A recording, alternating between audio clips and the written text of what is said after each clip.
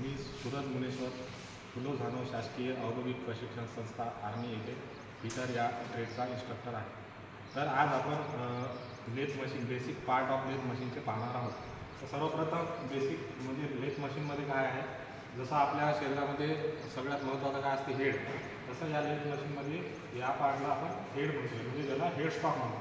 Head स्टॉकमध्ये different टाईपचे gear वगैरे असतात आणि इथे हे जे आहे या हेड स्टॉकवर हे जे आहे चक आहे, याला आपण इथे 3 जॉ आहे म्हणून याला आपण 3 जॉ चेक म्हणतो.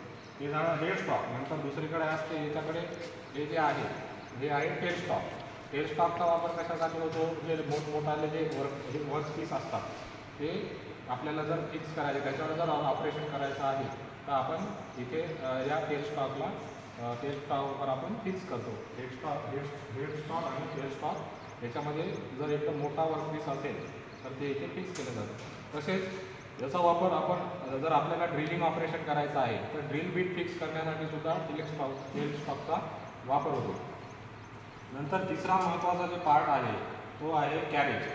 या कॅरेजवर आपण आणि कॅरेजवर काय आहे की इथे आहे क्रॉस लाईट आहे. या क्रॉस लाईट आपण याला क्रॉस लाईट का म्हणतो, कारण हे जे आहे हे जे आपण याच्यावर कटिंग टूल लावलेलं असते टूल पोस्टवर, तर हे लेथ जे आहे अशी आहे आणि याचं जे ऑपरेशन हे जे मूव्ह होते हे या डायरेक्शनला मूव्ह होते, म्हणून याला क्रॉस लाईट म्हणतात. नंतर आहे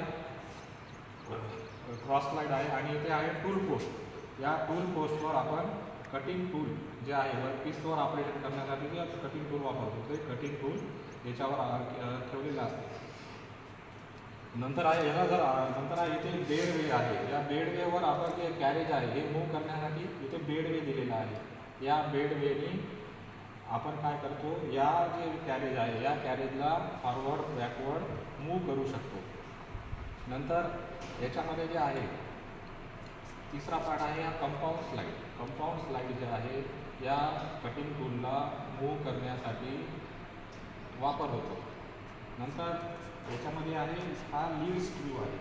या लीड स्क्रूचा वापर कशासाठी होतो, जेव्हा आपल्याला काय म्हणतो त्याला आपण या लीड स्क्रू जे आहे आपल्याला जेव्हा एखाद्या याच्यावर थ्रेड्स वगैरे पाडायचे आहे वर्कपीसवर, तेव्हा या लीड स्क्रूचा वापर होतो. आणि नंतर आहे याच्यावर या लेथ मशीनवर आहे हे बेड हे कास्ट आयरनचं बनलेलं असतं, कास्ट आयरन. आणि नंतर याच्यामध्ये आहे हा ट्रे आहे, म्हणजे आपण जेव्हा वर्कपीसवर ऑपरेशन केल्यानंतर ज्या चिप्स निघतात त्या या ट्रेमध्ये जमा होतात.